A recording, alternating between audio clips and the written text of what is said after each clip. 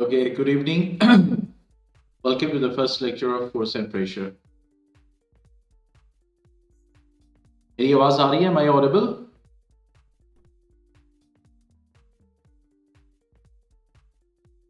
Okay. चलिए तो फिर लेक्चर स्टार्ट करते हैं।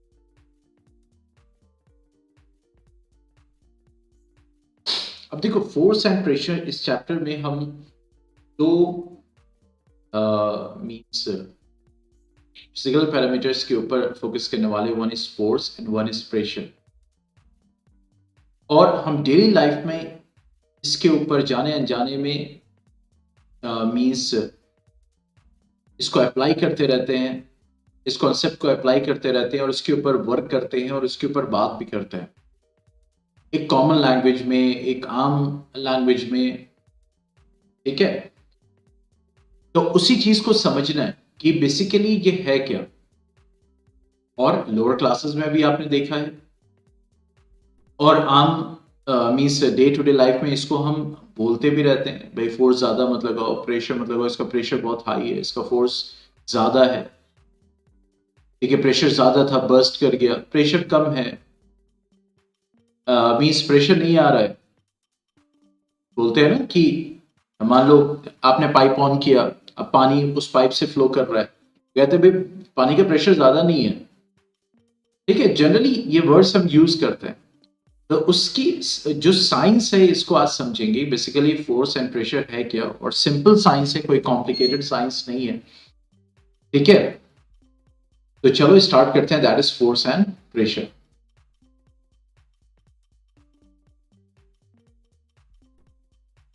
Okay, force and pressure.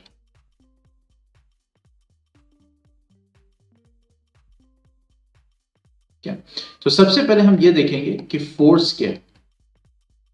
तो देखो, फोर्स क्या है, बेसिकली एक पुश है या पुल है। मींस जब किसी बॉडी पे हम एक पुश लगाते हैं या किसी बॉडी पे पुल लगाते हैं, मींस उसको खींचते हैं या फिर उसको हम प्रेस करते हैं। ठीक है, एक प्रेशर उसके ऊपर उसको पुश करते हैं। तो ये जो एक्ट है, इस पुश और पुल का जो एक्ट है, जो एक इफेक्ट प्रोड्यूस कर रहा है। क्योंकि यहां पे इस चीज को समझना जरूरी है कि फोर्स आप देखते नहीं हो, फोर्स को एक्सपीरियंस करते हो या फिर उसके इफेक्ट को देखते हो।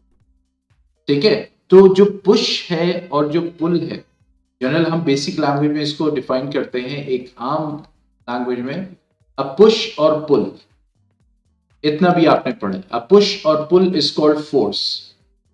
लेकिन अब इसके आगे बढ़ते हैं, क्योंकि फोर्स एक पुश और पुल है, तो क्या आप उस पुश या पुल को देखते हो? हम पुश और पुल को नहीं देखते, हम उसके इफेक्ट को देखते हैं। पॉइंट समझ में? तो यहां पे वही चीज है कि अ पुश और पुल,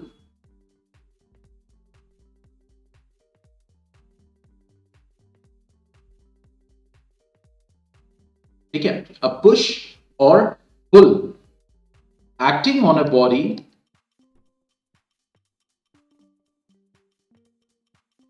okay, acting on a body। जैसे कोई भी बॉडी है, हम उसको मीन्स जैसे हाँ, अब जैसे ये डिवाइस, ठीक है, इट्स ए स्प्रिंग बैलेंस। अब यहां पे इसको मैं ऐसे पुल कर रहा हूं, तो आप कहेंगे सर आप फोर्स लगा रहे हो उसके ऊपर। क्यों? क्योंकि जब मैंने पुल किया, तो जिसको हम फोर्स कह रहे हैं, तो बेसिकली उसका हम क्या देख रहे हैं? इफेक्ट देख रहे हैं। ठीक है, तो यहां पे हम पुल कर रहे हैं, तो हम इसमें क्या देख रहे हैं? एक इफेक्ट देख रहे हैं। We are seeing an effect. Okay, तो यहां पे जो हम कहेंगे कि अ पुश और pull acting on a body which tends to change the state of rest or state of motion। ठीक है, पुश और pull acting on a body which tends to change the state of rest or state of motion or direction or shape of the body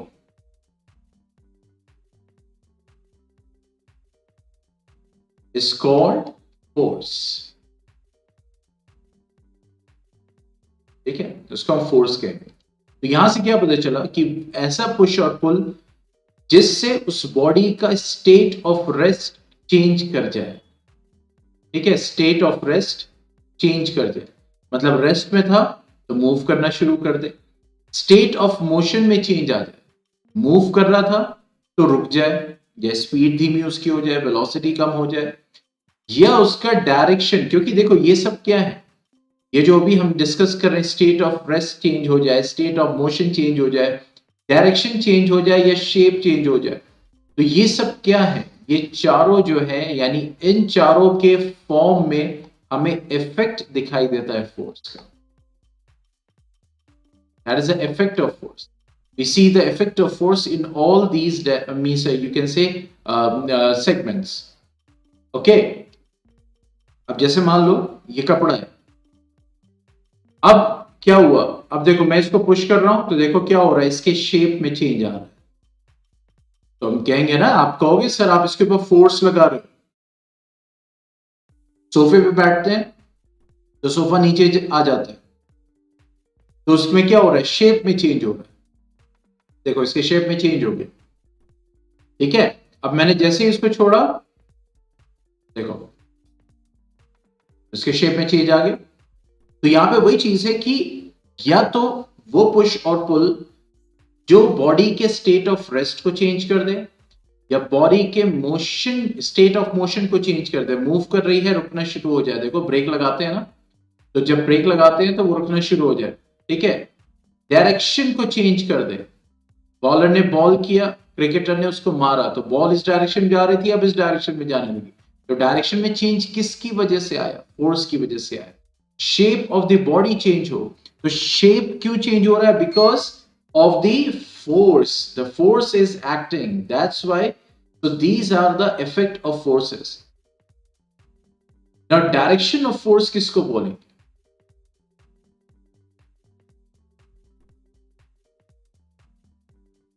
Okay, so the direction in which the effect of force is seen, or the direction in which the body is pushed or pulled, means the direction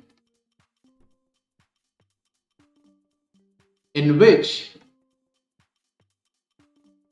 the effect of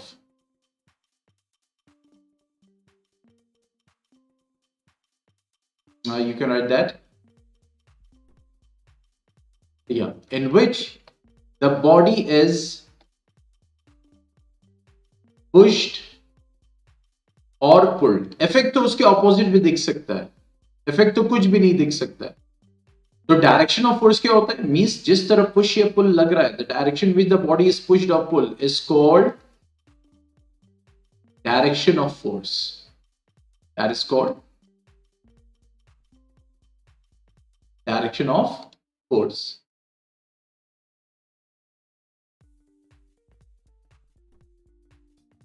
ठीक है, तो देखो यहां पे अगर आप देख रहे हैं तो देखो अब इस पे फोर्स लगा रहे हैं। ठीक है, देखो फोर्स लग रहा है, सी हियर, यहां पे लेफ्ट साइड में क्या दिख रहा है, लेफ्ट साइड में देखो क्या दिख रहा है, फ्रिक्शनल फोर्स।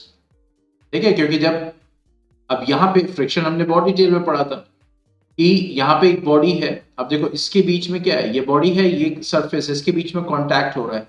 तो अगर बॉडी फोर्स राइट साइड लग रहा है तो देखो अप्लाइड फोर्स, बहुत गौर से देखो, ये देखो, अब देखो फोर्स लगा रहे हैं, फोर्स बढ़ा रहे हैं, तो देखो फ्रिक्शनल फोर्स अपोजिट बढ़ रहा है।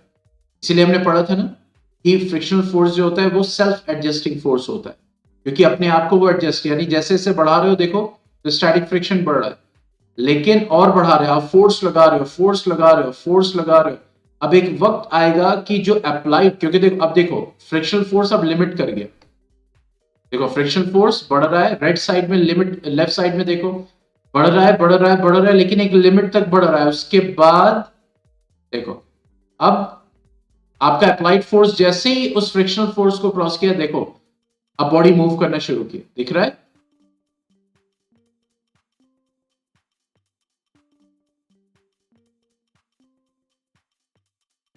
तो देखो क्या हुआ कि इसने इसके स्टेट ऑफ रेस्ट को चेंज कर दिया। Is it visible?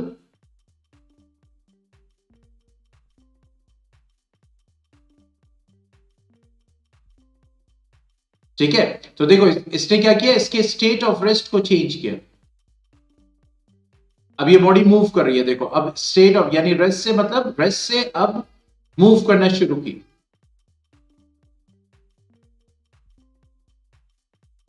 ठीक है, अब क्या हो रहा है, अब ये बॉडी मूव कर रही है। तो अब देखो, अब मैं इधर फोर्स लगा रहा हूं, अब क्या हो रहा है, अब मैं इसको पुश कर रहा हूं तो देखो बॉडी अब रुक गई। देखा? तो स्टेट ऑफ रेस्ट से अब किस में आ गई, मोशन में, सॉरी, स्टेट ऑफ मोशन से किस में आ गई, रेस्ट में आ गई। इसी तरह से डायरेक्शन में चेंज होता है, इसी तरीके से शेप ऑफ द बॉडी में चेंज होता है। तो ये सब जो है क्या है, मींस ये जो पुश और पुल है, ये जो इस टाइप के इफेक्ट्स प्रोड्यूस कर रही है, ये चार तरह के इफेक्ट्स जो प्रोड्यूस कर रही है उस पुश और पुल को हम क्या बोलते हैं, फोर्स कहते हैं। कोई डाउट इसमें? Any doubt?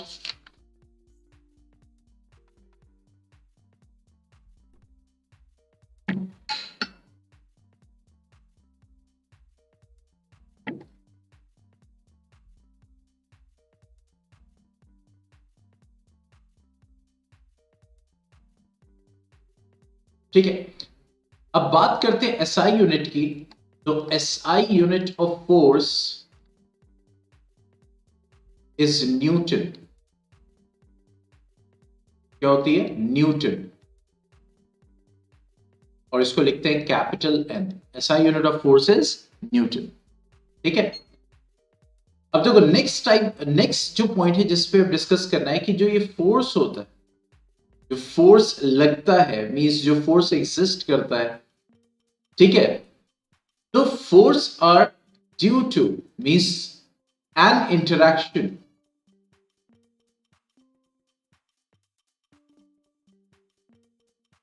Okay, sorry, forces are due to an interaction, means body में इंटरैक्शन मस्ट है।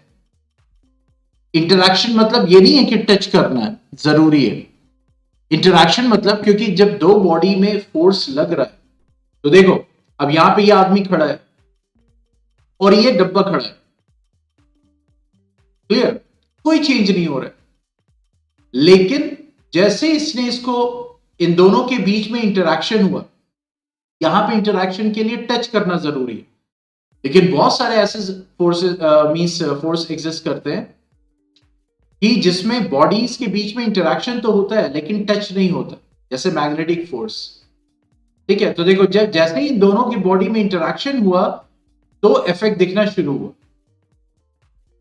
तो फोर्स के लिए जो है इंटरैक्शन मस्ट है। समझ रहे इस चीज को? Means interaction of the body is must for the force to exist. Okay, और तभी फोर्स लगेगा। और इसी इंटरैक्शन के बेसिस पे टू टाइप्स ऑफ फोर्सेस होते हैं।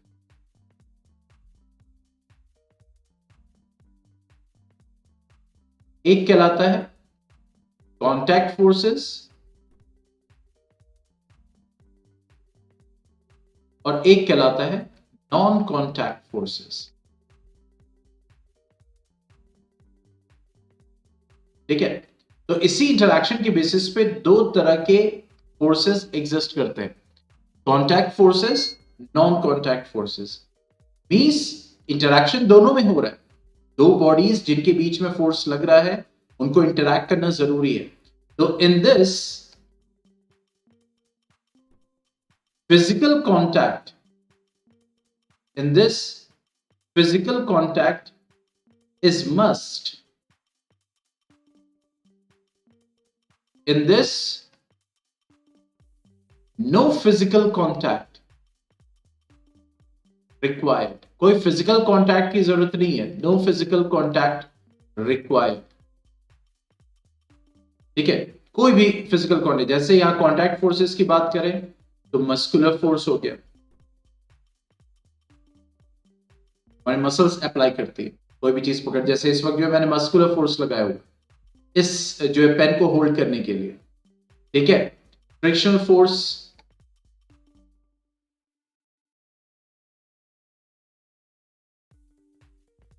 ठीक है, और कोई फोर्स जानते हैं जो कांटेक्ट फोर्सेस होते हैं?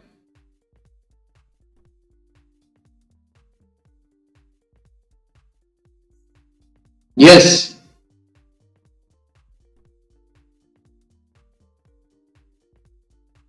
मिस हम क्लास के लेवल की बात करेंगे। हाँ भाई,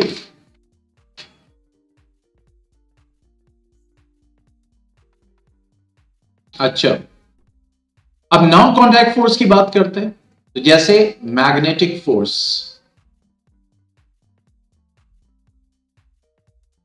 ठीक है, मैग्नेटिक फोर्स, उसके बाद इलेक्ट्रोस्टैटिक फोर्स,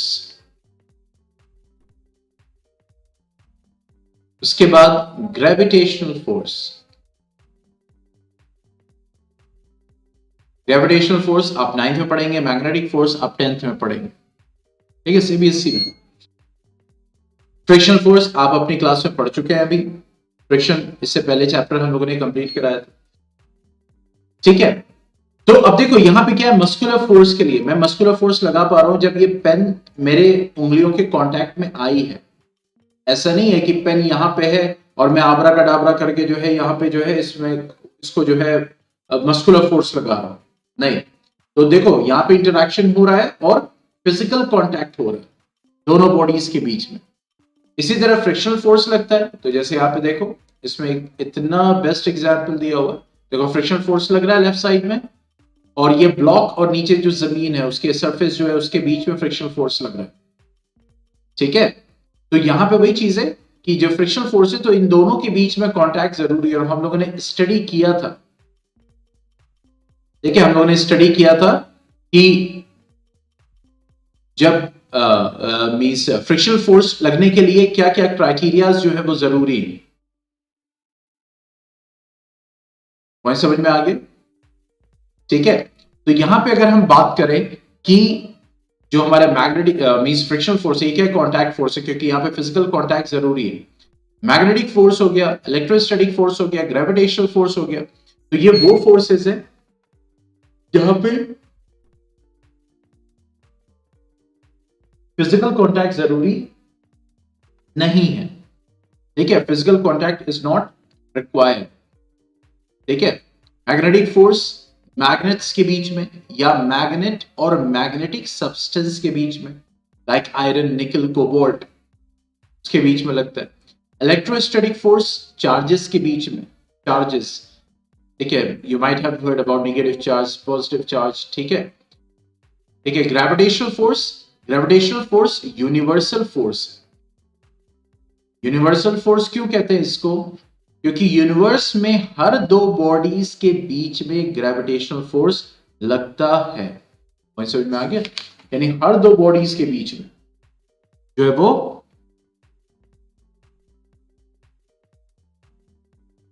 मींस ये फोर्स लगता है, that is a gravitational force, ठीक है। तो जैसे कि हमने स्टडी किया था कि कांटेक्ट फोर्स की बात करें तो यहां पे फिजिकल कांटेक्ट रिक्वायर्ड है, ठीक है। One is the muscular force, so muscular force is what, the force applied by the muscles of the body, by the muscles of the body, for example holding pen, और कोई example दे सकते हैं muscular force का, muscular force का और कोई example दे सकते हैं, जो हमारे मसल्स, बॉडी की जो मसल्स हैं वो जो फोर्स लगा रहे,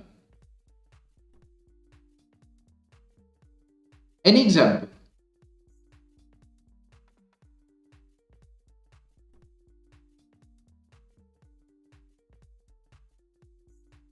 यस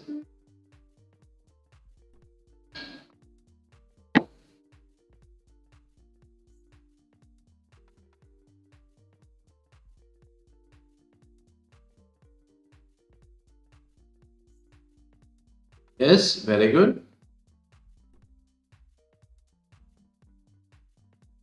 जहां पे भी आप मसल्स को इन्वॉल्व कर रही हैं, फोर्स मसल्स की वजह से लग रहा है। Lifting an item, yes very good.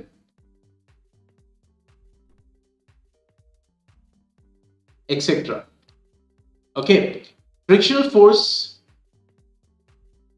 हमने डिटेल में स्टडी किया है, लास्ट चैप्टर में डिटेल में पूरा चैप्टर था इसके ऊपर, ठीक है।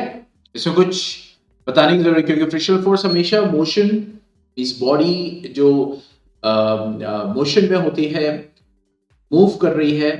तो देखो, तीन तरह के फ्रिक्शनल फोर्स हमने स्टडी किया था, ठीक है।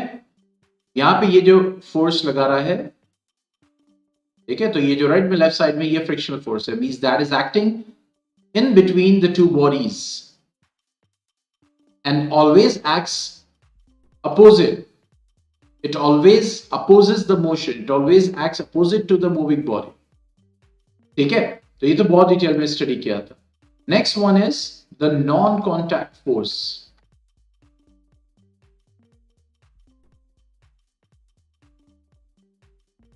नॉन कॉन्टैक्ट फोर्स की बात करें तो we have what, the magnetic force is the force which acts between the magnets or the magnet and magnetic substance.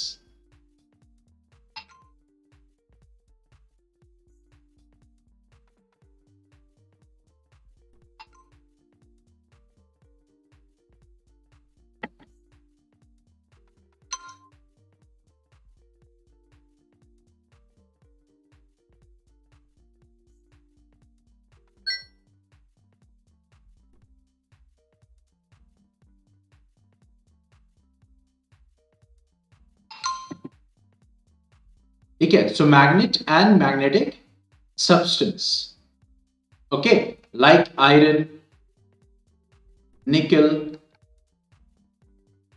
cobalt, okay, तो इनके बीच में जो फोर्स लग रहा है means interactive but non contact force, that is the magnetic force, ठीक है।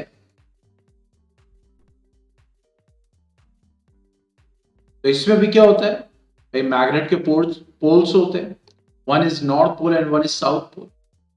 तो नॉर्थ नॉर्थ एंड नॉर्थ की तरफ नॉर्थ होगा या साउथ की तरफ साउथ होगा, they will repel each other, और नॉर्थ की तरफ साउथ होगा तो दैट विल अट्रैक्ट। तो इसका मतलब इसका रिपल्सिव नेचर भी होता है इस फोर्स का, मतलब ये रिपेल करेगा, पुश करेगा, और अट्रैक्टिव यानी अपनी तरफ अट्रैक्ट भी करेगा। पॉइंट समझ में आया, ठीक है। तो इसके दोनों नेचर होते हैं, रिपल्सिव भी होता है और अट्रैक्टिव भी होता है। इसी तरीके से अगर नेक्स्ट हम बात करें, दैट इज इलेक्ट्रोस्टैटिक फोर्स।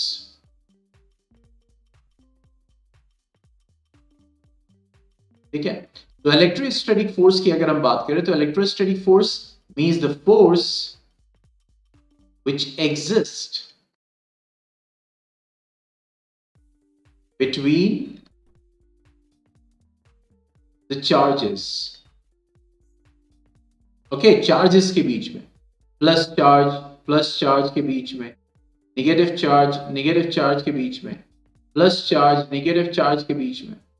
तो जाहिर सी बात है इन दोनों केसेस में क्या होगा, रिपेल करेंगे, चार्जेस रिपेल करेंगे, और इस केस में क्या होगा, चार्जेस अट्रैक्ट करेंगे। ठीक है, पॉजिटिव चार्ज नेगेटिव की तरफ आएगा, नेगेटिव चार्ज पॉजिटिव की तरफ आएगा, पॉजिटिव पॉजिटिव अगर है तो रिपेल करेंगे, नेगेटिव नेगेटिव है तो रिपेल करेंगे। ठीक है, तो यहां पे भी देखो चार्जेस का टच करना जरूरी नहीं है, फिजिकल कांटेक्ट जरूरी नहीं है, लेकिन इन दोनों चार्ज बॉडीज के बीच में इंटरैक्शन जरूरी है, इंटरैक्शन जरूरी है। ठीक है, next one if you talk about that is gravitational force.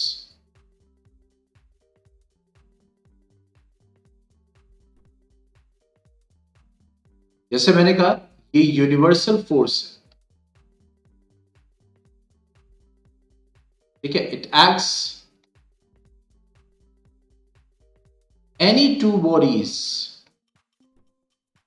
sorry, it acts between any two bodies in the whole universe, कोई भी दो बॉडीज के बीच में, the whole universe, कोई भी, अभी आपका लैपटॉप या आपका मोबाइल आपके ऊपर, आप बल्ब के ऊपर, बल्ब आपके ऊपर, दीवार आपके ऊपर, आप दीवार के ऊपर, हर बॉडी, दो बॉडीज के बीच में ये फोर्स एग्जिस्ट करता है, that is a gravitational force. ठीक है, तो ये जो फोर्स है that is a gravitational force, ये डिपेंड करता है, ये डायरेक्टली प्रोपोर्शनल होता है उन दो बॉडीज के जो मासेस है उनके प्रोडक्ट पे, यानी जितना बॉडी का मास ज्यादा होगा उनके बीच में ग्रेविटेशनल फोर्स उतना ज्यादा होगा। यानी ग्रेविटेशनल फोर्स अगर आप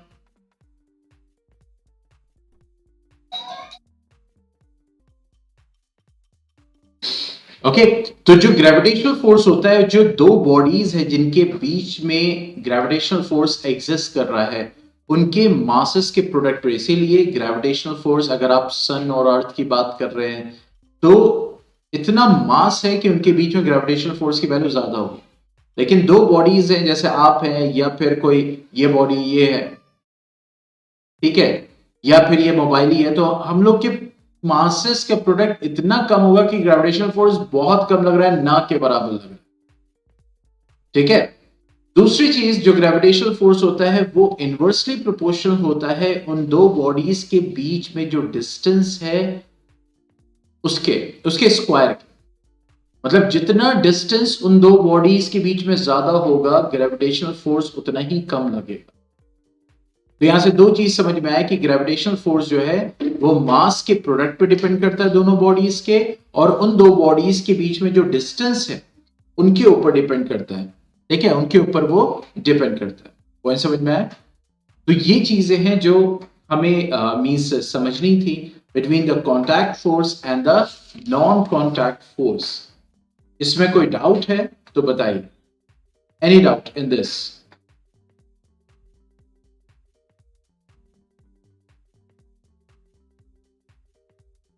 अब देखो, जैसे हमने बताया आपको कि जो फोर्स है उसकी जो एसआई यूनिट है वो क्या है? न्यूटन। तो 1 न्यूटन कितना फोर्स होता है इसको समझते हैं। ठीक है, मान लो आपने अपने हाथ पे, जैसे मान लो ये है, ठीक है, ये आइटम, इसका वजन, इसका मास जो है 100 ग्राम। मास कितना है? 100 ग्राम।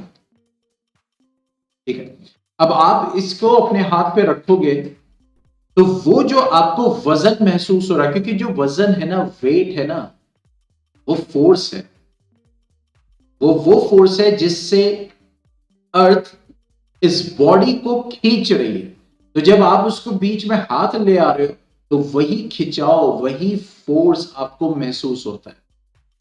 ठीक है, तो जो 100 ग्राम की बॉडी अगर आपने हाथ पे रखो तो वो जो फोर्स आपको महसूस हो रहा है, वजन आपको महसूस हो रहा है, वो 1 न्यूटन है। पॉइंट समझ में आया?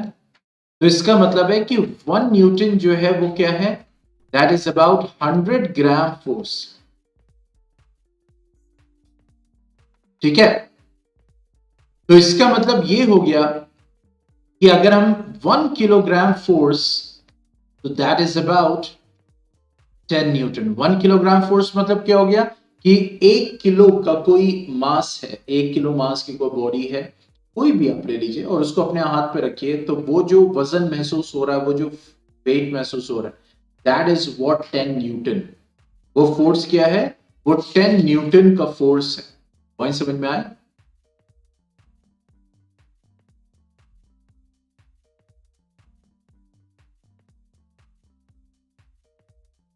ठीक है। अब नेक्स्ट टॉपिक जो हम समझने वाले हैं, that is the resultant force और द नेट फोर्स, जिनके बेसिस पे हम फोर्स को बैलेंस्ड या अनबैलेंस्ड बोलते हैं। क्योंकि एक बॉडी पे एक वक्त में जरूरी नहीं कि एक ही फोर्स काम करे। एक बॉडी पे एक वक्त में 2, 3, 4 फोर्सेस एक्ट कर सकते हैं। तो जो इफेक्ट दिखता है उन चारों फोर्सेस का इफेक्ट दिखता है। जैसे मान लो कि ये एक बॉडी है, अब एक आदमी इधर से 10 न्यूटन लगा और दूसरा आदमी इधर से 5 न्यूटन लगा, ठीक है, यानी 10 न्यूटन आप लगा रहे, उधर से 5 न्यूटन लग रहा है। पॉइंट समझ में आया? तो आप इधर से 10 न्यूटन लगा रहे हैं और वो उधर से 5 न्यूटन लगा रहा है, तो जाहिर सी बात है इस बॉडी पे दोनों फोर्सेस लग रहे हैं एक वक्त में। लेकिन चूंकि इधर से ज्यादा फोर्स लग रहा है, तो इस बॉडी पे, यानी ये बॉडी जो है क्या होगी, मूव करना शुरू करेगी। ठीक है, क्यों इधर मूव करना शुरू करेगी? क्योंकि 10 न्यूटन के ऑपोजिट जो फोर्स लग रहा है वो 5 न्यूटन है, जो कि इसके 5 न्यूटन को बैलेंस कर देगा। तो नेट जो फोर्स इस पे लग रहा है वो 5 न्यूटन इस डायरेक्शन में लग रहा है। ठीक है, फोर्स, तो ये बॉडी क्या होगी, इधर मूव करना शुरू कर देगी, जिधर उसका नेट। तो इसका मतलब ये हुआ कि जो इफेक्ट ऑफ फोर्स हमें दिखाई देता है, क्योंकि आपने देखा होगा कभी कभी होता है कि फोर्स आप इधर लगा रहे हो, इफेक्ट इधर इधर दिखाई दे रहा है। जैसे गाड़ी चल रही है, आप ब्रेक लगा रहे हो, तो ब्रेक ऐसे लगा रहे हो, यानी कि जिस डायरेक्शन में ब्रेक लग रहा है उसके ऑपोजिट इफेक्ट दिखता है। पॉइंट समझ में आया? तो यहां पे वही चीज है कि नेट फोर्स रिजल्टेंट फोर्स क्या है, कि जब एक बॉडी पे फोर्स लग रहा है तो एक्चुअल नेट फोर्स क्या है। अब मान लो इधर से 10 न्यूटन लगा और यहां से 5 न्यूटन लग रहा है, इधर ये सेम डायरेक्शन, तो जाहिर सी बात है इन दोनों का अब ये क्या हो जाएगा, प्लस हो जाएगा। यहां पे क्या करना पड़ा था, 10 में से 5 को माइनस करना पड़ा था। क्यों? क्योंकि डायरेक्शन अपोजिट था। तो एक चीज समझ में आई कि जब डायरेक्शन अपोजिट, जो जो फोर्सेस के बीच में डायरेक्शन अपोजिट होगा वहां आप सब्ट्रैक्शन करोगे, ठीक है, और ये क्या हो जाएगा, 15 न्यूटन। ठीक है, तो इसका मतलब ये बॉडी इधर मूव करना शुरू करेगी और इसके ऊपर जो ओवरऑल फोर्स लग रहा है, यानी कि जिसको हम रिजल्टेंट फोर्स कहते हैं,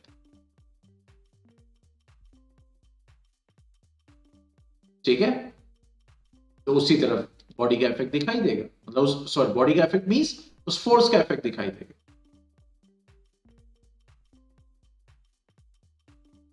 ठीक है, अब जैसे मान लो ये आपने लगा दिया, अब जैसे ही एक आदमी इसके ऊपर है, तो देखो अब जब ये खींचेगा तो बॉडी इधर क्यों मूव कर रही है, क्योंकि फोर्स लेफ्ट साइड में अप्लाई हो रहा है। ठीक है, लेकिन अब आप एकदम सेम स्ट्रेंथ का आप एक और आदमी राइट साइड में लगा दो, अब देखो गो करो, अब आप कहेंगे सर ये तो इधर ही जा रहा है, क्योंकि ऑलरेडी वो मोशन में था। लेकिन अब यहां पे आपने रखा और यहां पे आपने रखा शुरू में ही, अब देखो दोनों फोर्स लगा रहे हैं, कहीं भी मूव नहीं कर रहा। क्यों? क्योंकि जितना लेफ्ट साइड में फोर्स लग रहा है उसके ऑपोजिट राइट साइड में फोर्स लग रहा है और दोनों एक दूसरे को कैंसिल कर दे रहे हैं। मान लो इस वक्त देखो जीरो स्पीड है, मतलब 150 न्यूटन इधर लग रहा है तो 150 न्यूटन इधर लग रहा है, ऑपोजिट डायरेक्शन, तो कहीं भी बॉडी। लेकिन जैसे ही आप, अब देखो बॉडी इधर मूव करना शुरू की, क्यों? क्योंकि इधर तो लेफ्ट साइड में तो 150 न्यूटन लग रहा है, राइट साइड में 200 न्यूटन लग रहा है, तो रिजल्टेंट कितना होगा, क्योंकि ऑपोजिट डायरेक्शन है। तो देखो रिजल्टेंट सम ऑफ फोर्सेस कितना आ रहा है, देखो 50 न्यूटन, तो ग्रीन कलर में 50 न्यूटन आ रहा है, यानी 50 न्यूटन इधर। तो इस वजह से देखो बॉडी राइट साइड में मूव करना शुरू कर रही है, और कैसे मूव कर रही है देखो, धीरे धीरे। ठीक है, इसको रिटर्न पे लाते हैं। लेकिन अब मैं अगर देखो राइट साइड में फोर्स की वैल्यू बढ़ा दी, तो देखो स्पीड जो है और तेज हो गई। क्यों हो गई? ओ रेड विंस। ठीक है, स्पीड तेज क्यों हो गई? क्योंकि इस तरफ जो रिजल्टेंट फोर्स था वो पिछले से ज्यादा हो गया। देखो पहले रिजल्टेंट फोर्स कितना था? 50 न्यूटन। तो देखो, अब देखो स्पीड देखो। ठीक है, अब मैंने राइट साइड में फोर्स और बढ़ा दिया, रिजल्टेंट बढ़ गया, तो देखो स्पीड भी बढ़ गई। कॉन्सेप्ट समझ में आया?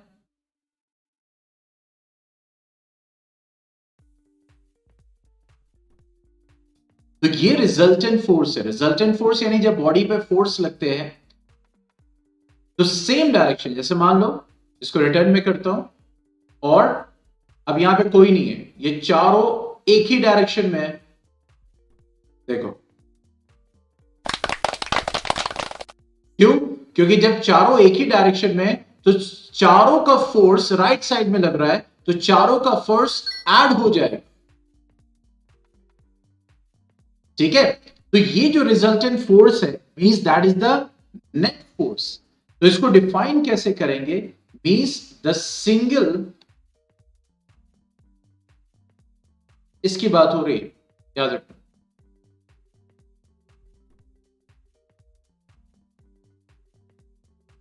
ये जो ग्रीन में है इस वक्त, ये वाला। ठीक है, तो ये रिजल्टेंट फोर्स है, 100 न्यूटन रिजल्टेंट फोर्स है। क्योंकि 250 एक्चुअल राइट साइड में लग रहा है, 150 एक्चुअल लेफ्ट साइड में लग रहा है, तो दोनों का नेट 100 न्यूटन आ रहा है राइट साइड में। तो ये जो सिंगल नेट फोर्स की बात कर रहा हूं, ये है 100 न्यूटन फोर्स। ठीक है, so the single force, the single force which acts on a body, which acts on a body, okay, the single force which acts on a body to produce the same effect, to produce the same effect in it as done by all the forces collectively is called the resultant force. Is called the resultant force. कोई doubt इसमें?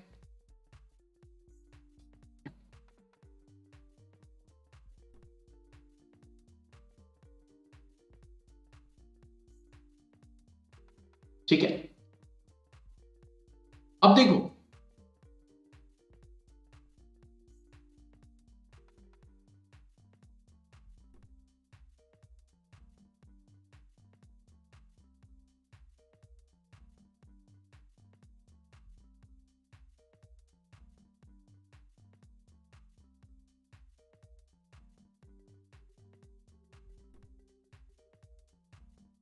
अगर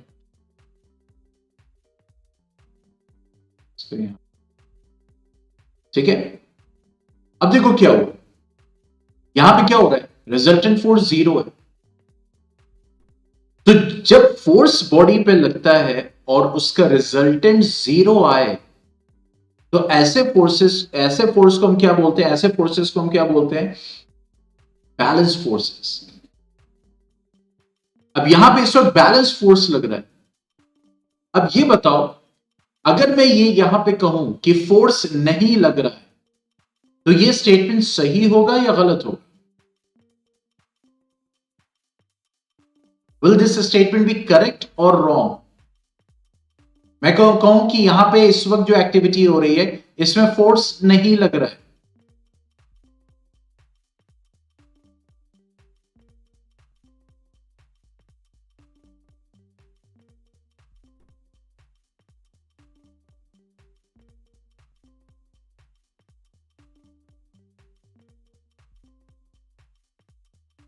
yes wrong होगा, क्यों? Force लग रहा है, right side में भी लग रहा है, लेफ्ट साइड में भी लग रहा है, फोर्स लग रहा है, लेकिन रिजल्टेंट जीरो है। तो देखो, फोर्स लग रहा है, रिजल्टेंट जीरो होने की वजह से क्या हुआ, ये जो बॉडी रेस्ट में थी, ये रेस्ट में ही है ना? क्या ये बॉडी मूव की है? फोर्स लग रहा है, लेकिन क्या बॉडी मूव की, अपने स्टेट ऑफ रेस्ट को चेंज किया? नहीं किया ना, रेस्ट में थी, रेस्ट में ही रही। तो यहां से एक कॉन्सेप्ट जनरेट होता है कि जब तक बॉडी पे बैलेंस फोर्स लगता रहेगा, बहुत ध्यान से समझना है इसको, नाइन्थ में है, जब तक बॉडी पे बैलेंस फोर्स लगता रहेगा तो ना उसका स्टेट ऑफ रेस्ट चेंज होगा, ना उसका स्टेट ऑफ मोशन चेंज होगा, ना उसका जो है शेप चेंज होगा, ना उसका डायरेक्शन चेंज होगा। पॉइंट समझ में आया? तो ये जो इफेक्ट ऑफ फोर्स हमें दिखता है, ये स्टेट ऑफ रेस्ट चेंज हो गया, स्टेट ऑफ मोशन चेंज हो गया, बॉडी का शेप चेंज हो गया, डायरेक्शन चेंज हो गया, ये तब होता है जब फोर्स अनबैलेंस्ड होता है। देखो, जैसे ही अनबैलेंस्ड हुआ तो देखो बॉडी मूव करना शुरू, रेस्ट से मोशन में आ गई।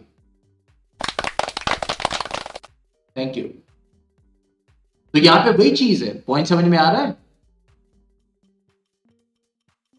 कि जब बैलेंस्ड फोर्स होगा तो रिजल्टेंट जीरो होगा, और उस वक्त फोर्स का इफेक्ट आपको नहीं दिखाई देगा। तो इसका मतलब है कि अगर कोई बॉडी रेस्ट में है तो इसका मतलब ये नहीं है कि उसके ऊपर फोर्स नहीं लग रहा है, उसके ऊपर रिजल्टेंट जीरो है फोर्सेस का, इस वजह से वो अपने स्टेट में ही है। Got the point? तो यहां से एक चीज हमें समझ में आए कि बैलेंस फोर्स किसको बोलेंगे।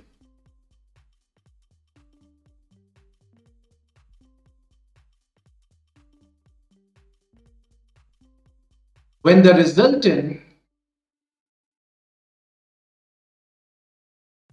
force of all the forces acting on a body is zero is called balance force। जैसे कि इससे पहले वाली सिचुएशन में हमने देखा था, ये सो बैलेंस फोर्स है, ठीक है? तो it's called balance force.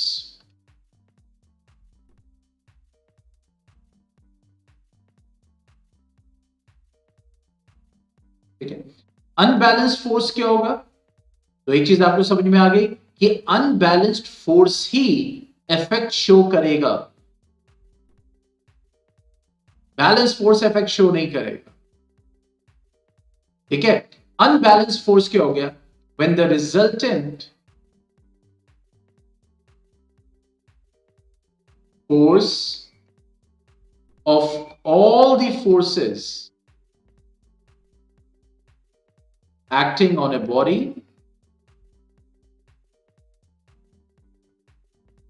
is not zero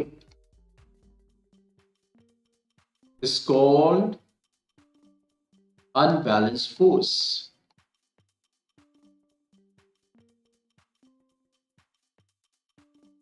It's called unbalanced force। इसकी बात हो, इसकी बात हो, इसकी बात हो।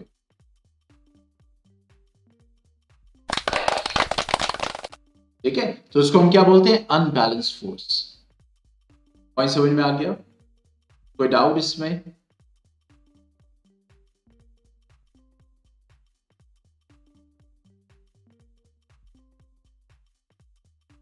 चलो एक क्वेश्चन लिखो। Two boys pull a rope from the two ends with a force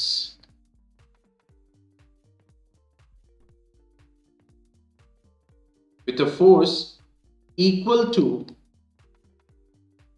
100 Newton each. What is the resultant force?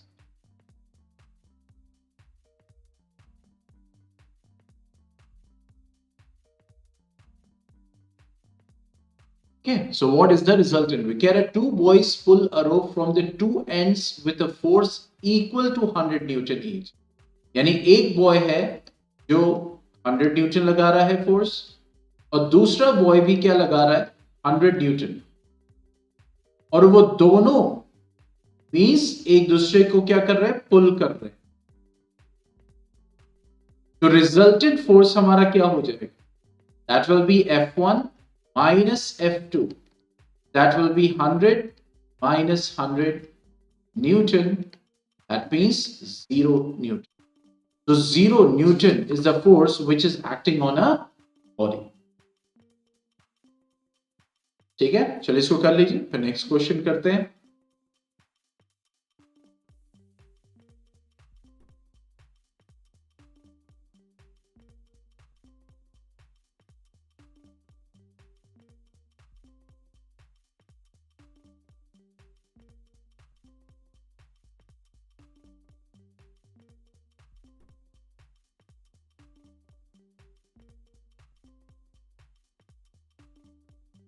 Next question.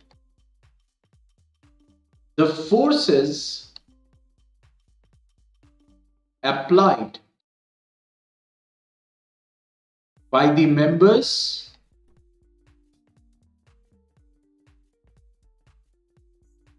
of two teams A and B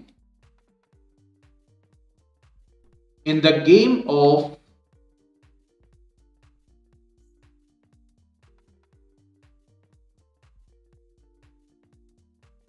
tug of war are mentioned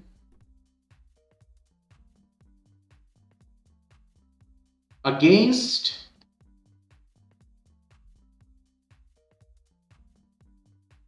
each of them.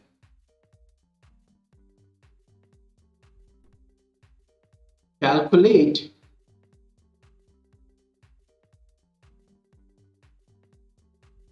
the resultant force and name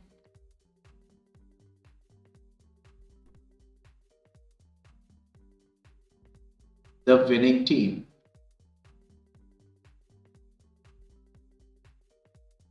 अब जैसे यहां पे वही चीज है, ये कह रहा है कि टग ऑफ वॉर हो रहा है, एक दूसरे दो अपोजिट साइड से रस्सी को खींचा जाता है, कई लोग होते हैं. तो ये टीम ए है, ये टीम बी है. टीम बी में 50 न्यूटन एक लगा रहा है, दूसरा जो है 100 न्यूटन लगा रहा है, और तीसरा 75 न्यूटन लगा रहा है. एकदम सेम ऐसी सिचुएशन जैसे यहां पे हम लोगों ने किया, ये बात. ठीक है, तीन तीन लोग हैं ऐसे, क्लियर. और टीम बी, टीम ए में एक लगा रहा है 100 न्यूटन, ठीक है, 100 Newton plus 150 Newton plus 200 Newton. ये तो कह रहा है कि ये बताओ, कह रहा है calculate the resultant force and name the winning team. अब रिजल्टेंट फोर्स क्या है, यहां पे तीन बॉयज है जो यहां पे एक साथ फोर्स लगा रहे हैं, और तीनों का डायरेक्शन ये है. और अगर यहां पे बात करें तो यहां पे भी तीन बॉयज लगा रहे हो और तीनों का डायरेक्शन ये है.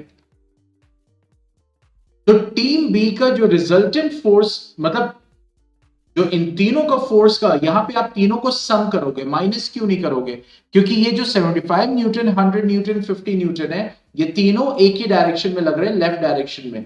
तो टीम बी का जो होगा वो टोटल फोर्स कितना लग रहा है, 50 Newton plus 100 Newton plus 75 Newton. तो कितना आ गया, दैट इज 225 न्यूटन. और टीम ए का जो फोर्स लग रहा है वो कितना लग रहा है, 250 न्यूटन और 450. तो 100 Newton plus 150 Newton plus 200 Newton. ठीक है, तो ये हो गया 450 न्यूटन।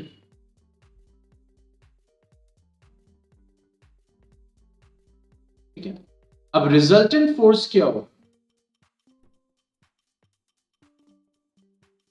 ठीक है, अब देखो यहां पे इधर राइट साइड में क्या लग रहा है? 450 न्यूटन। लेफ्ट साइड में क्या लग रहा है? 225 न्यूटन। दिख रहा है? तो अब आप करोगे F A minus F B, ये हो जाएगा 450 न्यूटन माइनस 225 न्यूटन। अब देखो ये तीनों एक ही साइड में लग रहे थे, इन तीनों को प्लस किया। ये तीनों एक साइड में लग रहे थे लेफ्ट साइड में, इन तीनों को प्लस किया। अब जब आप दोनों को कंपेयर करोगे तो दोनों ऑपोजिट डायरेक्शन में है, तो इस वजह से 450 न्यूटन में से हम इसको माइनस करेंगे तो कितना हो जाएगा?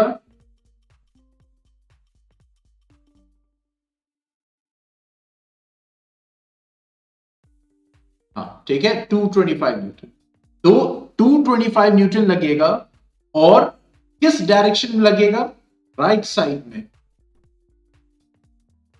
तो इसका मतलब जो टीम यहां पे जीतेगी वो कौन सी जीतेगी? Team A. So therefore, team A will win. Okay, got the point?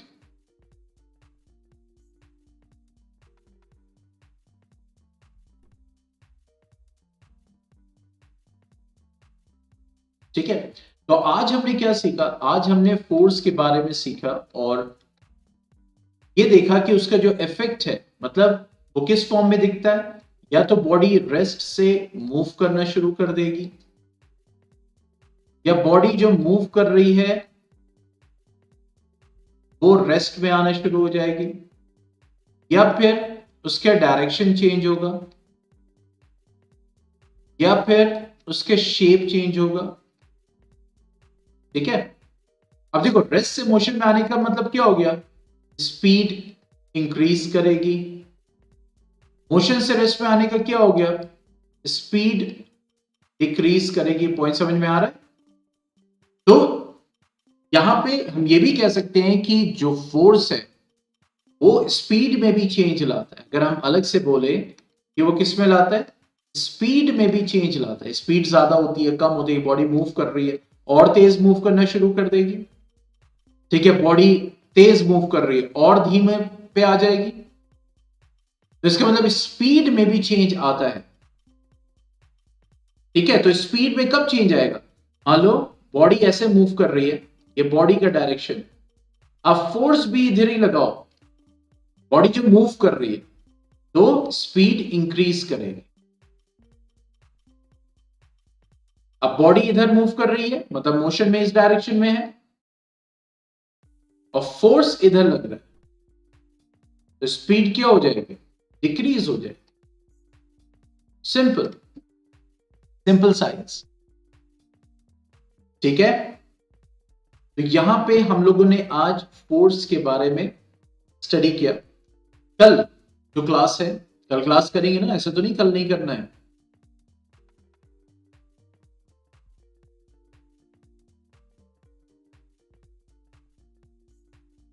कहीं जाना वाना तो नहीं है घूमने फिरने?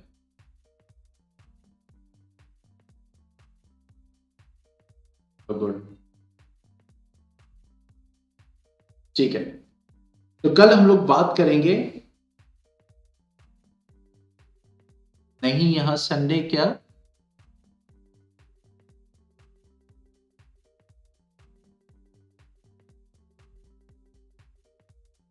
अच्छा, नहीं वहां 3 डेज कुछ चल रहा था ना, ऑफ, फ्राइडे सैटरडे संडे कुछ इस टाइप पे चल रहा था।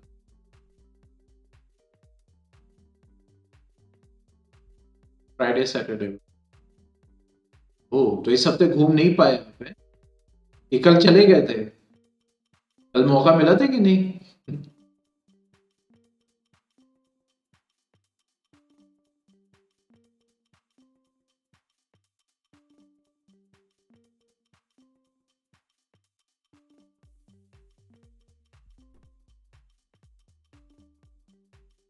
अच्छा नहीं जाते, ओके।